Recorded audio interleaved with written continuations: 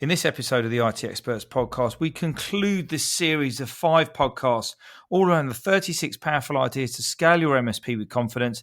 And this one's about actually doing something. It's about action planning, taking forward, getting things done. Welcome to the IT Experts podcast, the only podcast to help MSPs scale to 1 million, and if already there, get to 5 and go faster. At the end of the day, isn't it all about building a business that works for you rather than you for it? I hope you enjoy the show. So good morning, good afternoon, good evening, wherever you are. Welcome to the IT Experts podcast. This is the last in the 5 series podcasts, which we're all focusing around the 36 powerful ideas to scale your MSP with confidence. First one was all around mindset. Sections 2 or episode 2 was around harnessing your ambition, taking you from distracted to absolute clarity. Podcast 3 was all about amplifying your capacity from me dependent to getting to me not needed.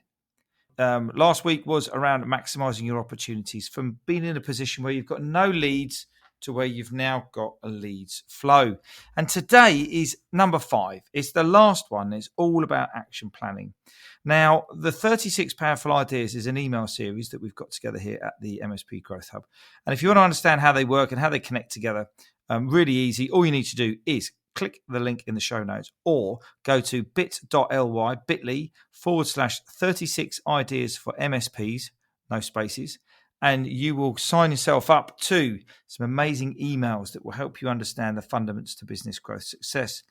So all of the podcasts that we've been recording in this series throughout September have been talking around the scale with confidence model that helps you get to 1 million. And if you're already there, it helps you get to 5 and go faster.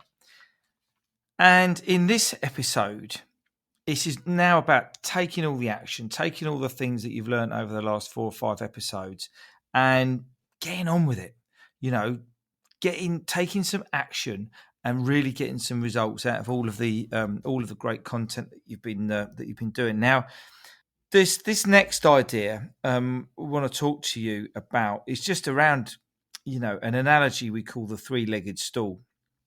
And we've all been in a pub, we've all been in a bar when you sat down and the tables wobbled or the chairs wobbled, and you spend more time trying to stop your beer or your wine spilling than you do having a conversation with the person that you've come with.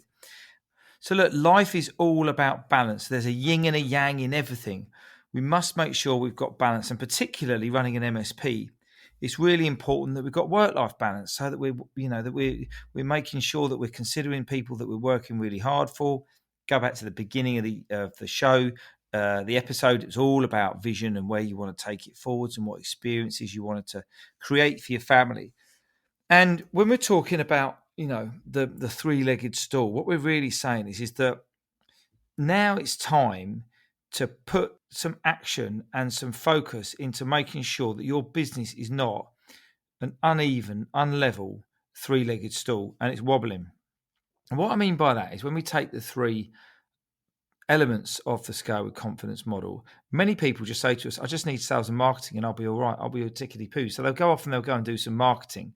They'll go and do some top of funnel stuff out and it won't work. And then all of a sudden they're going, well, yeah, we need more marketing because we haven't got many leads, but also we're actually quite chaotic. We're quite unstructured. It's kind of like a bit chaos every now and then. And that's because if you're going back round the way of the model is that you haven't focused on actually building a scalable business. And the problem is that people focus too much on sales and marketing, which is one leg, and they don't focus on creating a scalable business with the right people, the right roles, right processes, right systems. But when you go around to the first or the third leg of the stool, whichever way you're visualizing this in your mind, it's around the direction, which is what we spoke about to start with. So there is no silver bullets, I'm afraid. There is no secret sauce. There is no quick pill to this. It's around daily action, around a structured set of objectives and of goals and what you're going to do. And it's the 3 things. It's ambition, it's opportunity, and it's capacity. So what we need to do now is listen to these questions, and I want you to spend 10 or 15 minutes just writing them down, being honest and open with yourself. And if there's a conversation that's going on in your head, then you kind of know where we are when you're ready. Okay, question 1. On a scale of 1 to 10, how satisfied are you with how your MSP is growing in line with the vision and hopes that you had for it? On a scale of 1 to 10, how satisfied are you with how your MSP is growing in line with the vision and hopes you had?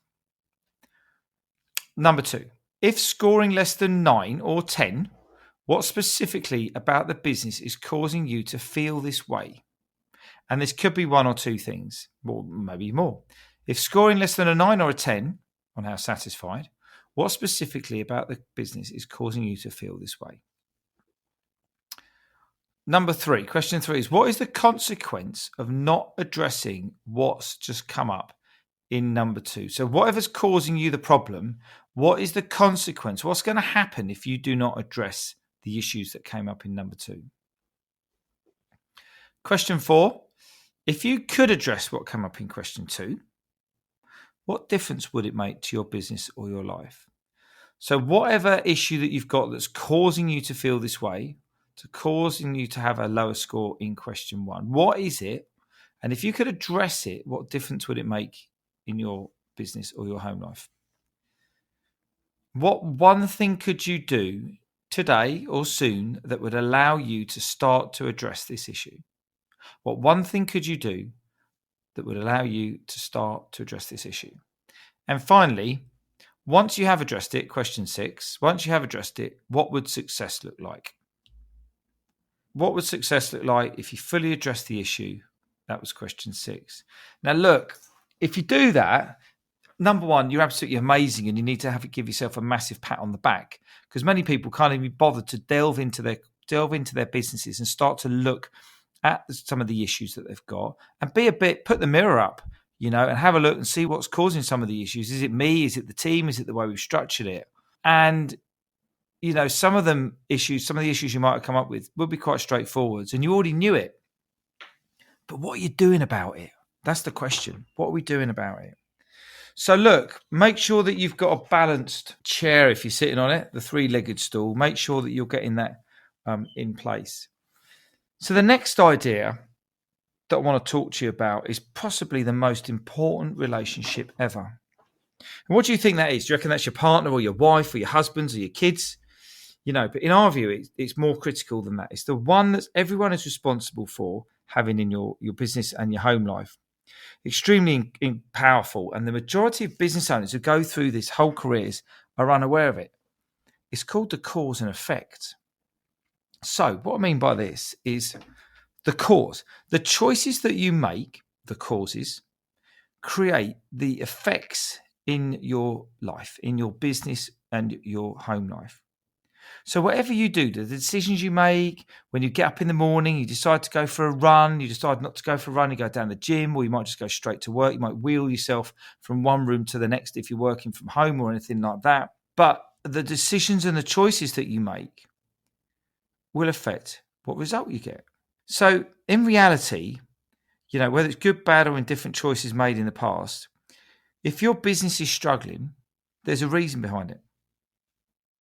If your business is frustrating the life out of you, there's another reason behind it. And if you're losing money and you're losing staff and you don't know why that is, there's another reason. And it's the cause. It's the choices and the things, it's the decisions that you're making that are causing these results. And if you want to do something differently, I think it was, I can't remember, it wasn't that, it might have been Einstein. It says, the definition of madness is doing the same thing every day, expecting a different result. If you keep doing what you keep doing, if you always do what you've always done, you always get what you've always got. And in your business today and in your personal life is a direct correlation between the effort, the results, the focus, the planning that you put in. And I'm sorry to say that, but that's the truth, So we had one of our clients who was stuck in a feast and famine cycle. He had a small MSP, he was about 400k, he had 5 staff, but he was unaware of the cause of the feast and the famine that was having to making old decisions. And what happened was he was getting in this 6-month cycle. Everything was going all right. He'd make a few decisions. Things would start to slow down a bit. Referrals would dry up. Marketing wouldn't work. And then before he knew it, he was bouncing on the red and black line on his cash flow at the end of the every month. Then he had a bit of a win. He won a couple of clients. He bounced back up again. Here we go. Recruit another person, spend a bit more time on marketing, and recruit another person, and away you go. But the problem, because he was doing that, he was getting into a habit because he was in his comfort zone.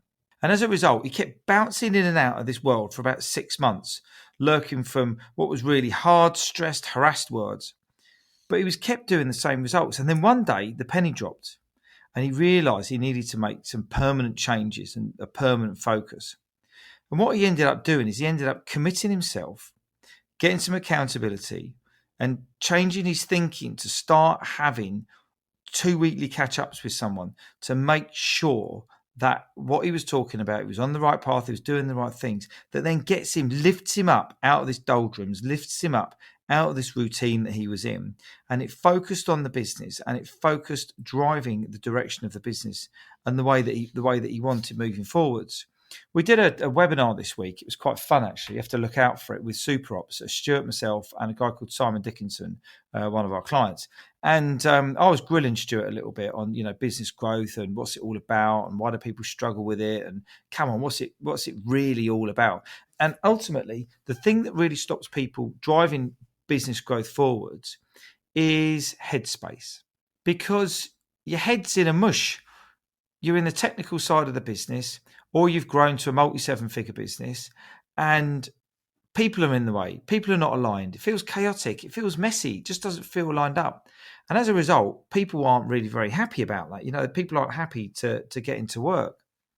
But unless you change, unless you do something differently, it's going to keep on happening. You might have a holiday and get refreshed and have a little bit of a suntan and spend too much time eating and drinking the wrong food and relaxing and chilling out, and you'll go back to work. But guess what? You'll go back to work, you'll be operating the same processes with the same people in the same methodology.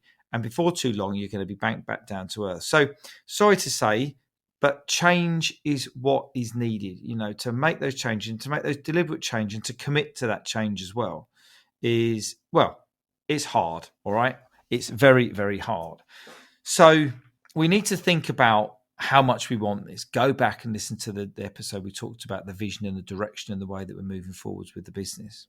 And moving on to the next section is like JDI, Nike, just do it, turned into a good old phrase now, JFDI, and we know what the F stands for. But it was quite simple to just say there is no excuses. Just get on with it. What's stopping you? With the questions I just asked you, what was one of the things you could do to allow you to start to address this? What's in the way? What's in the gap that you need to fill to take these great ideas and to move them forwards? Many of us get frustrated that we don't do it in the front night. The JFDI just comes up. But all you can do is all the talking and the thinking you want. But if you never do it, then guess what's going to happen? It's about doing the right things in the right order at the right time. And this is what scaling your MSP is all about. Right things, right order, in the right time.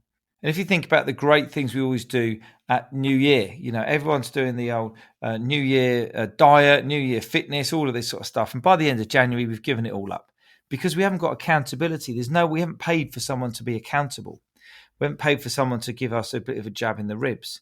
And that's why, if you want to play football, you need a coach. If you want to go and, drive a car, you need a car coach or driving instructor as they're commonly known. But it's about making sure that we've not only got that plan, but we've got someone there. And you can use anyone in your business, anyone. You could even use somebody in your family-ish if you need to. Be better if it would be someone within business, just as a bit of a buddy to hold your hand and just to say, look, this is what I said I was going to do. This is why I said I was going to do it. And this is when I'm going to get X, Y, and Z done. And just have a check-in. The most important thing is having someone there who you can have a check-in with, even if it's someone in a group or, somebody online as it would be. So super important. JDI, think about what you're doing, but make sure you think about it and you get your accountability in place as well. So, moving up towards the latter couple of ideas that we've got here now. Potential over performance. If you are looking at what's going on right now, that's important. But what's really important is looking at the potential, looking at the future, what you can achieve. And 97% of owners, MSP owners, their heads down, their asses up, they're busy being busy. And we always talk about, I think Stephen Covey said, we start with the end in mind.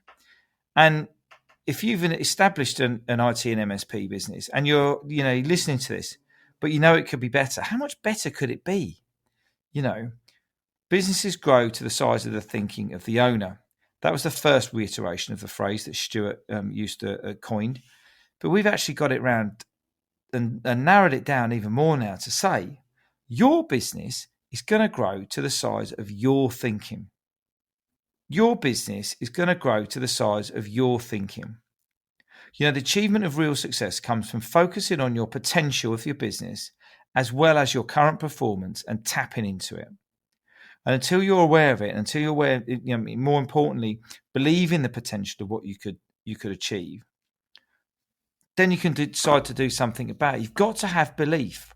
And this isn't some woo-woo part of it. You've got to have a belief that you can achieve 7 figures. You can achieve employing 10 or 12 staff. You can achieve getting to 3,000 endpoints, whatever your target might be. You've got to have that vision. You've got to have that belief. And you've got to find a way to build the confidence, either through meeting up in networking groups, going through the Tech Tribe, CompTIA, whatever it might be. Come and join our Facebook group, Scale with Confidence Facebook group. And whatever it is you do, always ask the question, is what I'm doing today going to help me overcome and achieve the targets I've got for this month? So if the target for this month or for the next 6 weeks or 8 weeks, whatever it might be, is around getting your marketing sorted out, ask yourself that question every single time you're having a little ponder. Is what I'm doing right now going to help me sell more services to our clients? Is what I'm going to help right now going to help me get more attendances at an event I'm trying to run? Is what I'm going to do right now going to help me employ the right staff? And I want you to really start asking yourself some of those questions. You're kind of getting some of the best little tips we've ever had here, actually, which I'm quite impressed with myself, even if I do say so. Now, look, the last one I just want to mention now, and someone said this to me when I was working in corporate, to be honest, and I looked at him and I thought, you're off your rocker. He said, as a leader, you need to have thinking time. I said, what? I said, I'm here to do a job, mate. I'm here to work. I'm here to, put a graft in to do these meetings. And we was working in utilities at the time, many, many years ago. And it was like, we've got to get some cable in the ground. And he said to me, yeah, but you need to have time to think. You need to have time to reflect. It's absolutely right. Years later, I spend the first half an hour of my day, meditating, clearing my mind out, getting everything in place, getting ready for the day, getting set, getting in the right mindset, what you need to do. And when you stop, take stock and get perspective, it allows you to clear all the clutter that's in your mind, and it allows you to move forwards in, and work through your plan. I'll give you a little story. I was doing a keynote at the Managed Service Summit a couple of weeks ago. No one else apart from Stuart knows this, so don't tell anyone. And we'd been through an awful lot of rehearsals with our keynote. It's a 30-minute joint keynote. And for me personally, I had about 20 minutes of keynote I had to talk. And I had 6 pages of notes that I'd memorized. And normally I'd put together a PowerPoint presentation and I had talks around the PowerPoint presentation. But we did this completely differently this time, and it worked out absolutely magnificently. So that's good. A little spoiler alert there. However, we were in the exhibition hall. We had a stand. We just done some new branding. We were just releasing it. We were super proud. We got a Wheel of Fortune. People were winning prizes. It was really, really great. I tried to put a post on LinkedIn at, 10 o'clock, for example. That post hit LinkedIn at 1:30. Why? Because everybody kept coming up to the stand saying, hey, I've seen you here, I've seen you there, what do you do, blah, blah, blah. And I literally didn't get 2 minutes to put this post on LinkedIn. It was noisy, it was hot, there was like lots of people around, there was lots of activity going on. And, we just kind of like sucked it up. We just got on with it and having some really great conversations and, helping people out and inviting them to our office and the boardroom and all that sort of good stuff. Anyway, got to about an hour before the keynote, and I just said to Stuart, I said, I just need to go and get my head straight. I'm going to go and have a walk up Liverpool Street and chill out, get a bit of fresh air, and away we go. Reenact in my mind what I had been listening to and rehearsing for weeks and weeks and weeks for the keynote that was going on in 1 hour's time. So I got outside, walked downstairs, and I was going, right, a couple of deep breaths. Oh my God, as it start, oh, this isn't good. Was it about being happy? Something to do with being happy? Oh my God. Literally, I had a mental block. I don't know if you've ever had this. I had a mental block. Absolutely packed myself because it was like, oh no, what's going to happen? I didn't have my script with me. We got an hour to go. And from what I was just reading off of my tongue when I was brushing my teeth, walking the dog, all sorts of bits and pieces for the last 2 or 3 weeks, I could not remember. So I just kind of like thought, right, what am I going to do about this? And it was a case of I wasn't going to run back and go and get my script, so I didn't want to do that. And then I realised what happened.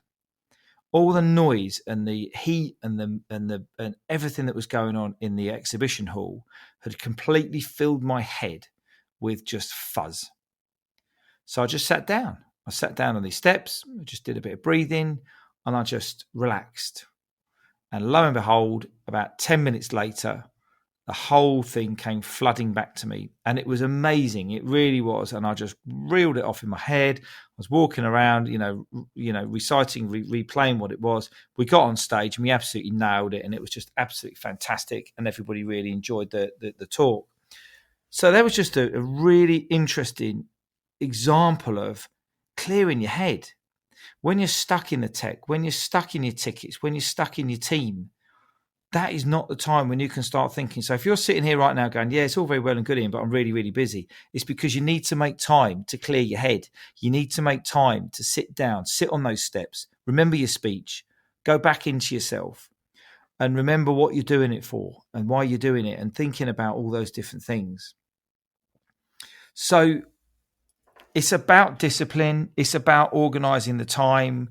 And it's also about recognizing that if you don't answer the email, if you don't rush to your tech for the next ticket, if you don't try and fix some issue yourself, I promise you, as a result, no one is going to die from you not answering that phone. So it really does boil down to 80-20 activities. It boils down to the 80-20, the rule of, which is 80% of your results come from 20% of your activity. 80% of your profit comes from 20% of your clients. And that's the good old Pareto's law that we talk about quite a bit. So I just want you to just take time to have a little think, have a little plan, get yourself together and, collect some of those thoughts. The ultimate MSP podcast crossover. Hi, I'm Paul Green, and I'm the host of Paul Green's MSP Marketing Podcast, out every Tuesday on your favorite podcast platform. So to celebrate our podcast crossover throughout September, here's the best piece of business advice I've ever been given. Stop selling and start building relationships. Because people hate being sold to, but they do love to buy. But when they do buy, they buy from people. People buy from people. This is possibly the best sales advice you could give to any MSP. Because when someone's thinking of switching from one MSP to another, there's a great deal of fear there. The ordinary business owners and managers that you're selling to, they don't really understand technology, and that creates that fear. And so if you can build a relationship with them, well, once you've built a relationship, you can build trust. And once you've got trust with them, they are dramatically more likely to pick you as their new supplier than someone else. So build relationships with them. Here's how you would do that. The simple method is to build yourself multiple audiences of people and then build a relationship through content marketing. So you would have your email list, you would have your LinkedIn list, maybe even your YouTube following, multiple audiences of people, and then you put out great content to them. And that content needs to be relevant to them. You need to put yourself in their head and in their heart and ask yourself, what are they most interested in that would also demonstrate your authority and expertise? It is not hardcore technology. They don't care about technology in the way that you do, but they do care about growing their business and things just working as they should. So talk about business growth. Talk about how technology empowers them to make the business easier. Those are the things they're interested in, and you can use content to build that authority with them long before they're ready to switch to a new MSP. So that's the best piece of advice that I've ever had. Now, I will be back along with all of my other podcast peers in our special crossover podcast. We're broadcasting that on the 30th of September. And don't forget that you can win $1,000 just by posting about what we're doing on LinkedIn. Go and write something nice about us on LinkedIn and use this hashtag MSP Podcast Crossover, and that will enter the draw. So write anything you want, hashtag MSP Podcast Crossover. Look forward to seeing you on the 30th of September. The ultimate MSP podcast crossover. So I hope you enjoyed this last 5 podcasts. Been a bit of a fire hose for September, but look, we've got 3 months left. Let's make it matter to the end of the year.